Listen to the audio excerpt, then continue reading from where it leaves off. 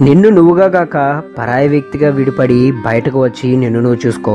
నువ్వేమిటో తెలుసుకో. నీ మనసు ఏమిటో, నీ ఆలోచనలు ఏమిటో, నీ సామర్థ్యం ఏమిటో, నీ అసమర్థత ఏమిటో, నీలోని లోటుబాట్లు ఏమిటో చూసుకో.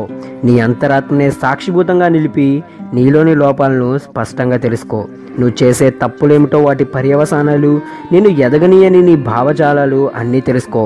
పొద్దున్నే లేచింది మొదలు రాత్రి నిద్రించే వరకు నీ దినచర్యలో ఏమేమి తప్పులు చేస్తున్నావో ఒక్కసారి చూసుకో.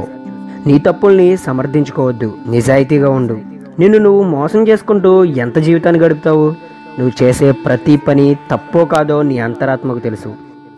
అంతరాత్మ అంటే ఎవరో కాదు, స్వచ్ఛమైన నువ్వే. కానీ సమాజంతో పాటు పెరిగిన నువ్వు సమాజంలో మంచితో పాటు చెడును కూడా నేర్చుకున్నావు. అయినప్పటికీ నీ అంతరాత్మ స్వచ్ఛంగానే ఉంది. నువ్వు చేసే ప్రతి పని నీ అంతరాత్మ ముందు పెడితే తప్పకుండా నువ్వు చేసేది తప్పు అయితే తప్పు అని, ఒప్పు అయితే ఒప్పు అని చెప్తుంది. కానీ నువ్వు అడగవు. ఎందుకంటే భయం. నువ్వు చేసే తప్పుని సర్ది చెప్పుకుంటావు, నిన్ను నువ్వు మోసం చేసుకుంటావు, లోకాన్ని మోసం చేస్తావు. అందుకనే నిన్ను నువ్వుగా కాక పరాయి వ్యక్తిగా విడిపడి బయటకు వచ్చి నిన్ను నువ్వు చూసుకో. అప్పుడు నీ తప్పులేమిటో, నీ అసమర్థత ఏమిటో నీకే తెలుస్తుంది.